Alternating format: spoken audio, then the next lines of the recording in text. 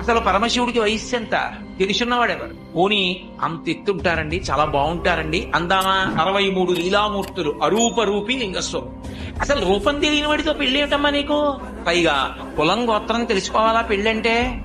కులం గోత్రం తెలుసుకుందామంటే తల్లి తండ్రి ఏరి లోకంలో ఆయనకు పుట్టుకంటూ ఉంటే తల్లి తండ్రి. అటువంటి వాడు అమ్మా నీకెక్కడ దొరికాడు? అతనితో పెళ్ళి ఉంది. ఇవన్నీ అలా వచ్చాయి. పొద్దున్న పెళ్ళయిందనుకో గృహప్రవేశం చేయించాలి అత్తవారింట్లో. ఎక్కడికి తీసుకెడతాడో తెలుసా? శ్మశానానికి తీసుకెడతాడు. అక్కడ మీ కాపరం ఉంటావా? ఏంటమ్మా ఆయనతో పెళ్ళి అని ఊరుకోలేదు. ప్రత్యక్షం అయిపోయాడు అనుకో, ఆయన సొమ్మేం పోయింది, పెళ్లి చేసుకోమంటే సంతోషంగా చేసుకో. రేపు పొద్దున్న మీ తండ్రి అంత ఐశ్వర్యవంతుడు, మంచి పట్టుబట్టలు బంగారు పళ్ళెల్లో పెట్టి కట్టుకోవో అల్లుడు ఇస్తాడు.